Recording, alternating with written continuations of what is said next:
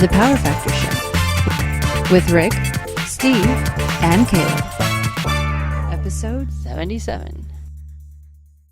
You can find this podcast and others at Gun Rights Radio Network, gunrightsradio.com. Podcasting freedom. Brought to you by Safariland and Hodgdon, the gunpowder people. Okay, welcome to Power Factor. Today, John and I are going to start a new series on Shotshell Reloading. We've actually been getting a lot of questions about Shotshell Reloading and some suggestions about doing information on that. So we thought we'd kind of do the same thing that we did similar before, metallic reloading, and do the same approach to Shotshell Reloading. So we're going to start today's discussion on why you would want to consider Shotshell Reloading, and also the kind of comparison of Shotshell Reloading against metallic reloading, how they are similar, but really how they're different. They are actually quite a bit different. So I think we'll start out here with a discussion of why you would want to get interested in Shotshell Reloading. So John, why did you start Shotshell Reloading? For a couple of reasons. The first one was I got tired of driving around looking for shells and not finding what I wanted. Right. And then it evolved into I wanted a load. I wanted to shoot a 7/8 load, primarily because Sue couldn't deal with the impact of 1 1/8. An ounce was okay. 7/8 was a lot better. You can find 7/8 loads, and they're going to cost you somewhere around $10 to $12 a box because it's usually premium stuff. Right. And I didn't want to do that. And that's really why I started to reload. Cost is, it's a factor, but it's not a factor. Right. You can choose, and we're going to talk about this later, but you can choose the components that you want to put in there. You can pick the shot that you want in it, the wad you want in it, whose powder and how much, and tailor a load for what you want to do. Just similar to what you can do with handguns. To get the load you want. Right. But that's why I started. Okay. In my own personal case, I started probably at the age of around 10 or maybe 12 years old. 12. Yeah, somewhere around there. I was given a 16 gauge shotgun by my grandfather, Remington Model 31, and as you probably know, or a lot of people don't know, is that 16 gauge is not the most common shotgun shotgun. It's really hard to find 16 gauge It's rare. Yeah. And back in the 70s, it was even worse than it is today. Actually, I guess from what I understand is that 16 gauge is somewhat more popular in Europe than it is here in the U.S., and the Browning Sweet 16 was probably one of the best shotguns that was out there for 16 gauge. So I had 16 gauge, and it was nearly impossible to find ammunition in the store. You'd walk in there, you'd find 20, you'd find 12, and you wouldn't find hardly any 16 gauge. So in my case, my dad went and ordered a bunch of empty holes, brand new holes, 16 gauge, and then had to go out and find all the components for it, and then try to find a reloader for it. And that was literally the only way I was able to shoot 16 gauge was load it myself. It would have been easier to go buy another gun. Yeah, well, I mean, it probably would have been easier to go find another gun, and I probably should have started out on a 20 gauge, but I had a 16 gauge, and we were out pheasant hunting, so I was literally loading target loads and hunting loads all for 16 gauge. So that's really the reason why I kind of got started in reloading. But as time went on, I got my own 12 gauge and started again, with the approach of, instead of going out and buying ammunition, I went and reloaded it. And when I was really heavy into shotguns back in the late 80s, early 90s, it was beneficial to go and reload your own ammunition at that time compared to what you would go and buy it for. And like you were pointing out, is that now you can go out and probably, if you get a really good deal somewhere, if you find somebody who's selling ammunition on sale, and I don't know, and you probably have a better handle on this than I do, but a flat, which is usually what you're buying, which is going to be 10 boxes, somewhere ends up in the neighborhood of what, $50 to $60 a flat. So you're looking at $5 or $6 a box for ammunition. But then, like you said, add tax on top of that, add your gas, and now that it's rather, well, here in the West Coast, it's rather expensive. Yes. Where you live, it probably isn't, but hopefully someday we'll get cheap gas again.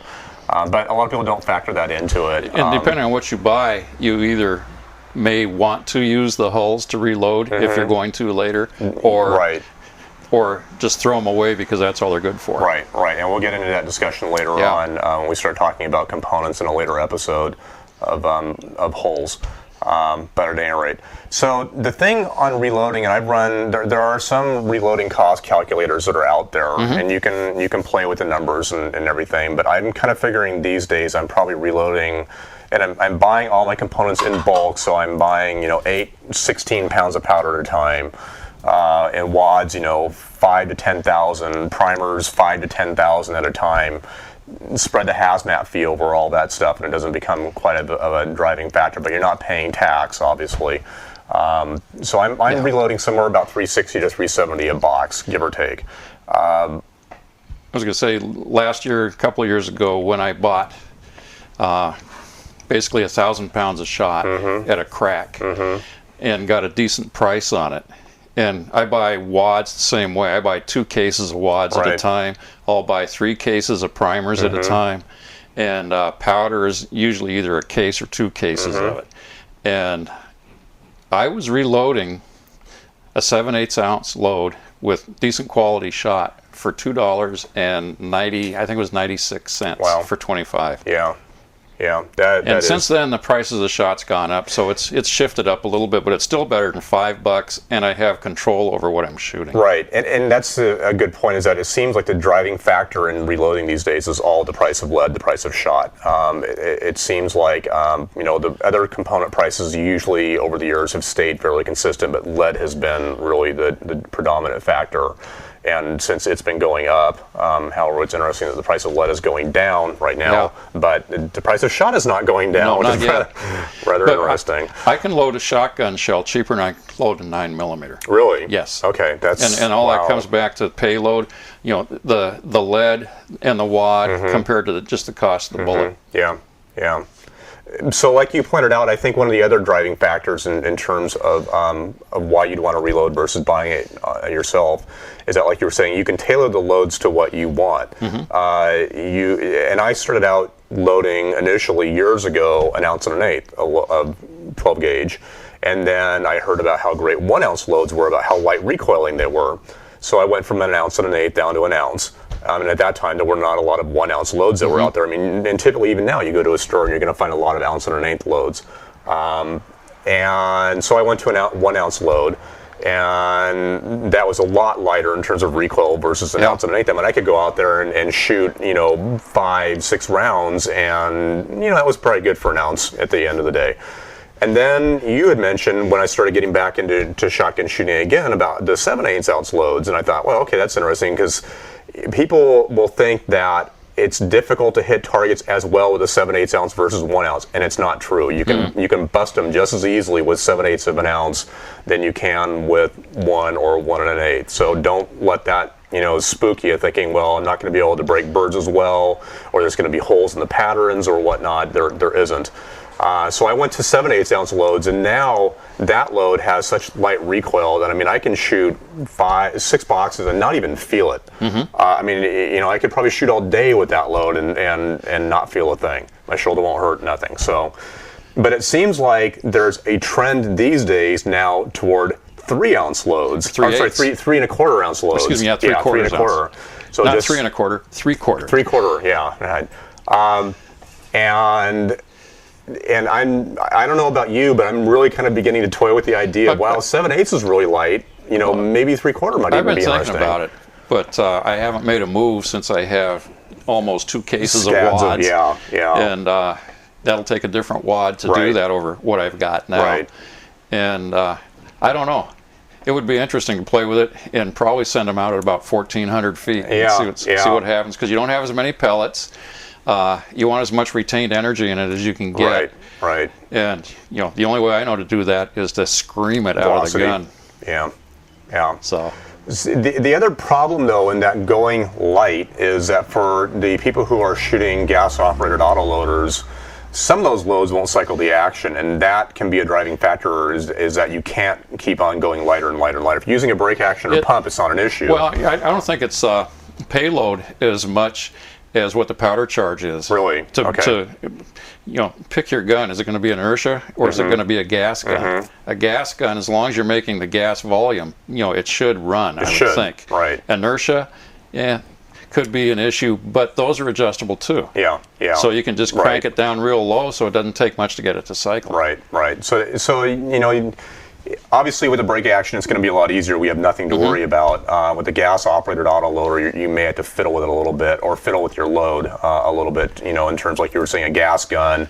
Make sure you've got enough, gas there or powder there to do it. Recoil-operated, you may have to tweak springs. Gas gun, you may have to change. Some people drill out port sizes and stuff like that to get their gas guns to work. But the other thing is that with the manufactured or store-bought loads or whatever is that, okay, so it costs, let's say, $5 or $6 a box. But those usually are really inexpensive, cheap components based on what we're loading for less. They refer to them as a promo load. Promo loads, right. So an equivalent load of what we're loading is, like an example of a promo load might be the Winchester Universal or the Federal Top Gun loads that you'll see. Yes. Or the estate loads or the Remington Gun Clubs or things of that nature.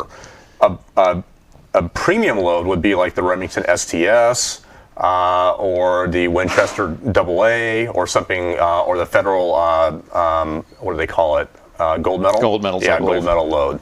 So those ones, when you find that, they're, like you said, that's on a sale, you're probably looking at about $7 or $8 a box.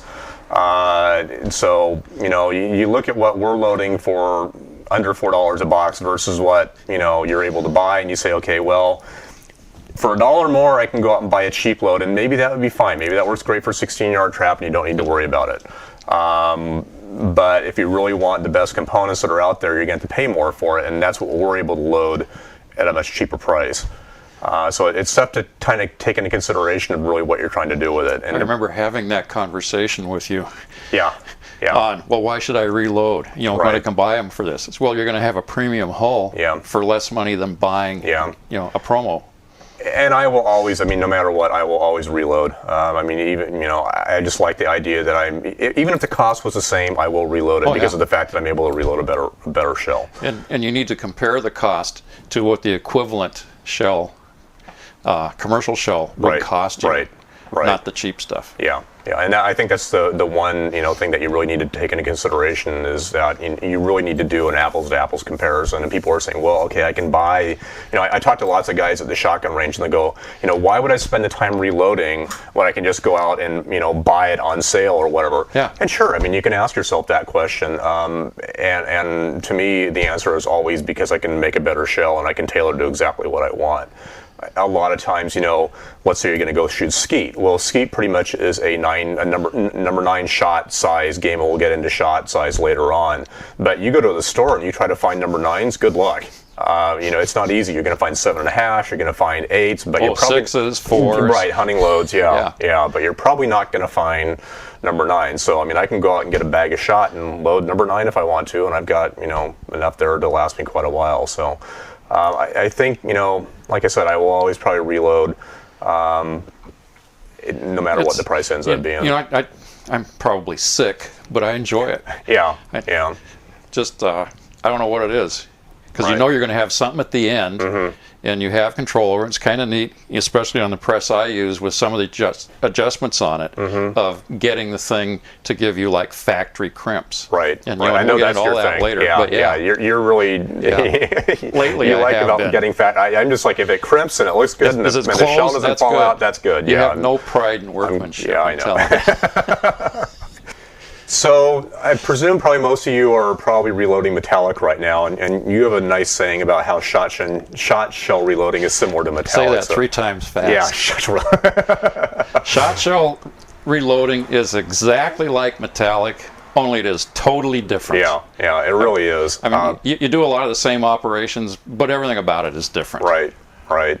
The thing with metallic reloading is that you can go out and you can get any case. It doesn't matter whether it's Spear or Winchester or Remington or S&B or God knows what, CCI, whatever. A 9mm is a 9mm is a 9mm, so it really doesn't matter what case you're starting with 9.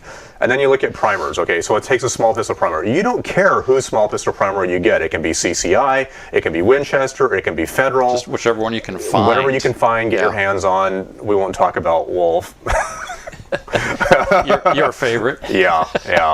So you find any case, you find any primer, and then you get to bullets. Okay, so let's say your load data says that it's got to be, you find load data for a say a 100, and we're talking 40 cal, 180 grain jacketed bullet, and you find data for a hollow point 180 grain, but you're loading full metal jacket, round nose or truncated nose or whatever, 180 grain jacketed.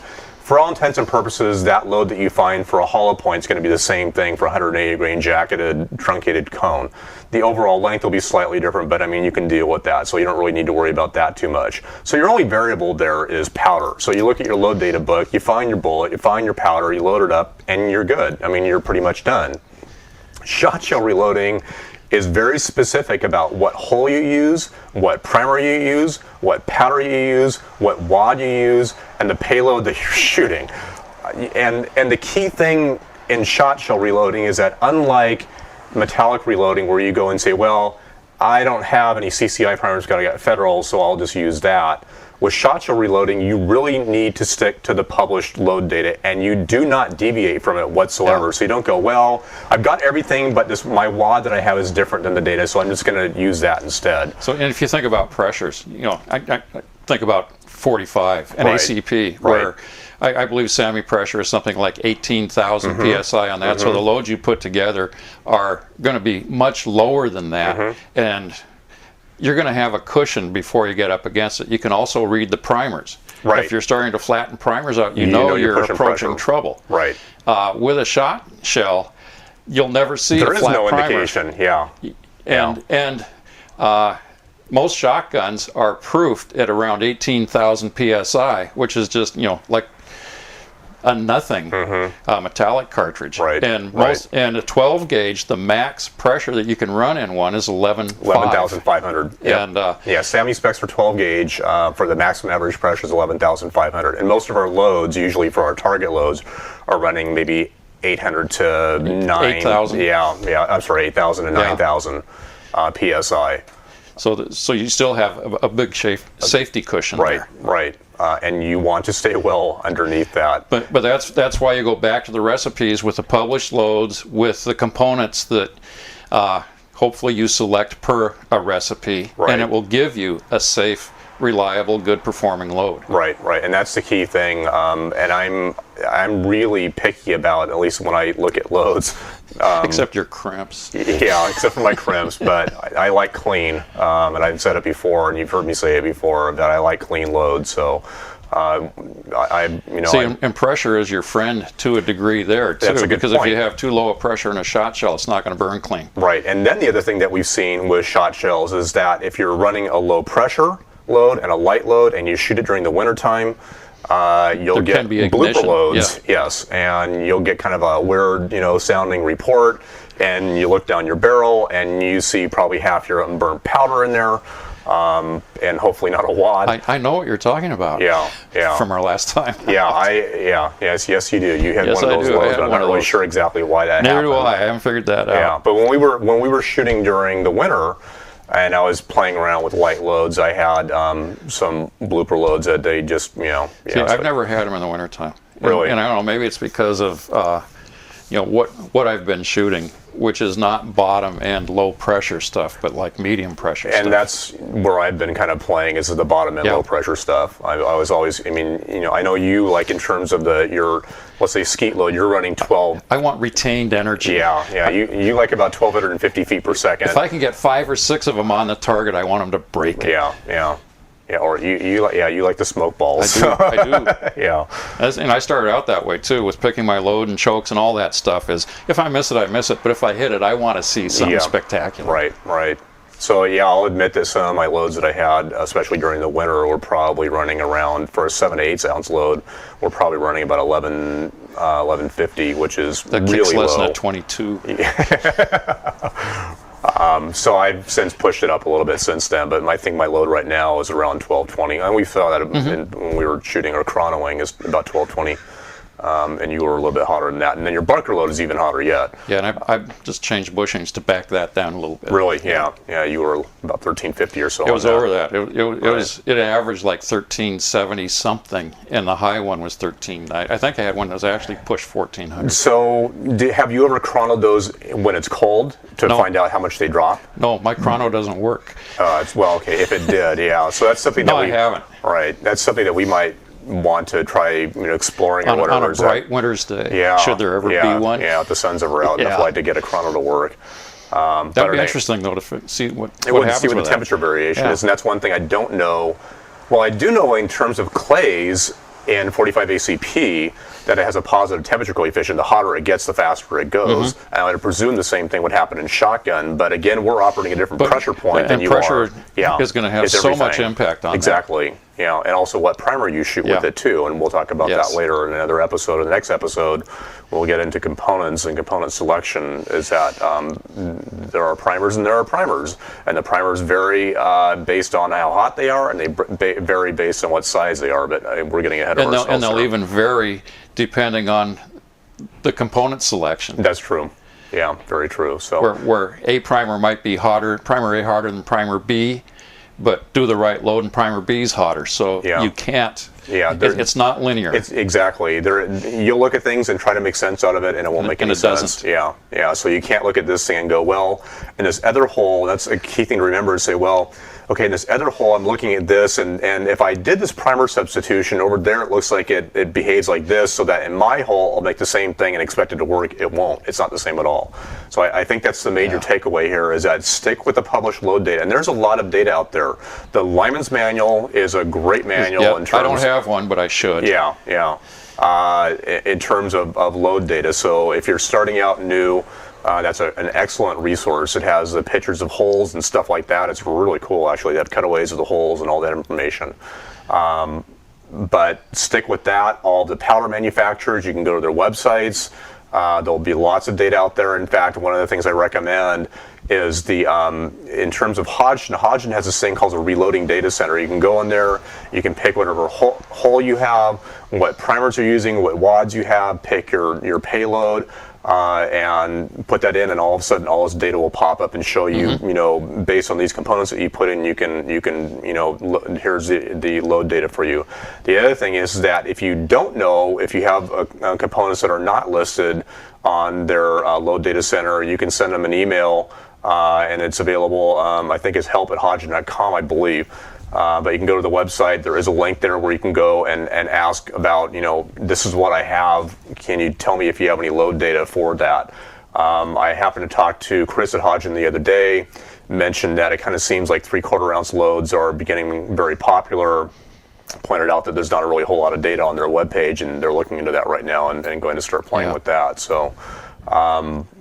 So there is a lot of data out there. You just have to go look for it. So my big recommendation is just start. If you're starting in Shotshell Reloading, start using all that information to your benefit. Don't go off the grid, so to speak, and start trying to create your own. Or don't go buy a bunch of components. I was playing on Hodgdon's site today, and I was 7/8 ounce loads with the hull that I want to use, which is a Remington hull in 12 gauge with 7/8 of an ounce of lead shot. And then I just said, I want to see all the powders.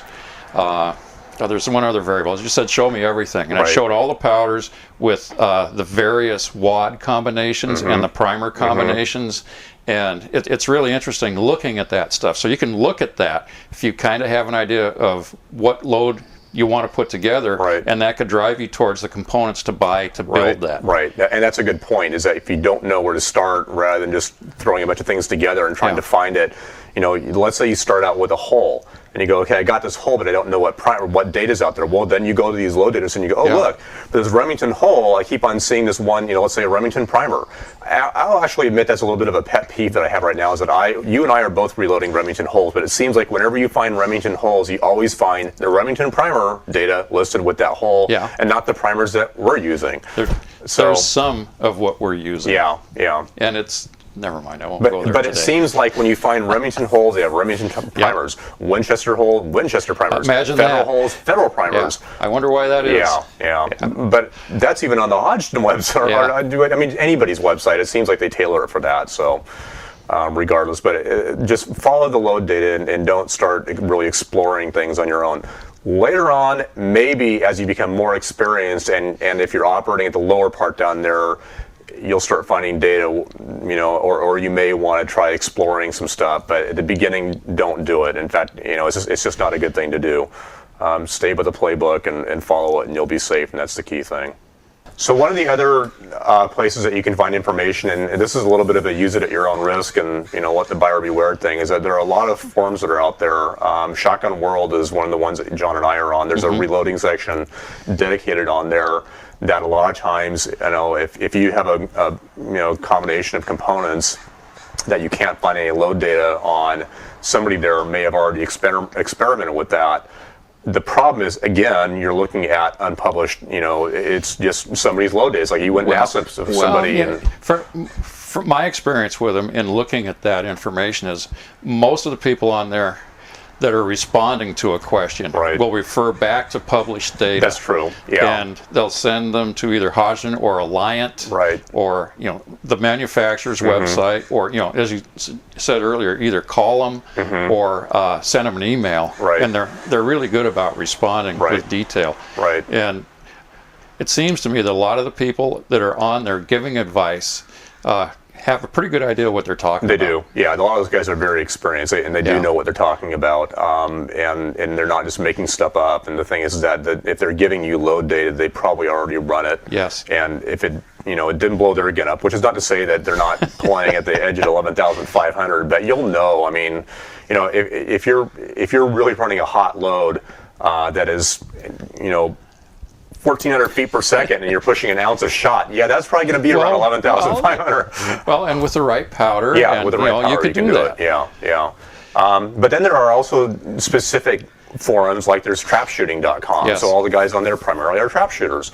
And you'll see a lot of data down there that's designed for trap shooting. And then it's either bunkershooting.com or shootingbunker.com, which we can't remember which it is, but it's basically a bunch of bunker shooting guys. So international trap, effectively. Yeah, and they've got a lot of good information. One of the things that which actually drew me to it, is they've got one of the sections on there is 20 years with a 366 loader. Right. And there's good information if you're using some other type of loader too on what impacts crimps, since I seem to be focused on that, and what you need to do with your machine to get the crimps that you're hopefully looking for. And there's also good data on what would be bunker loads. Which are usually 7/8 of an ounce, 24 grams, and usually screaming at somewhere around 1,350 to 1,400 feet. Which means you're operating at the upper end of the spectrum in terms of the pressure points for 12 gauge, which means now all of a sudden we need to be careful. Or I should say, you always need to be careful, but a lot more careful than what you normally would be. Speaking of fast stuff, our friend Travis got in on a buy, and I don't know whose shells they were. Jay was telling me about it. But bunker loads, I think they're 3/4 of an ounce. They're going 1450. Wow. So Travis bought 5 cases. You're going to see how that works. Yeah. So that could be fun. We were talking about briefly on 3/4. I think what I might do, and I'm the same thing as you, is that I've got a lot of either 1 ounce or 7/8 ounce wads, and I'm not going to be switching anytime soon. But I might go out and get like 500 3/4 ounce wads and just experiment and just do I like this or not? And if the answer is yes, then when the next time I go buy wads, I'll buy a bunch of those and switch down. But if the answer is no, then it was just a short-term experiment, 500 rounds, and you're off.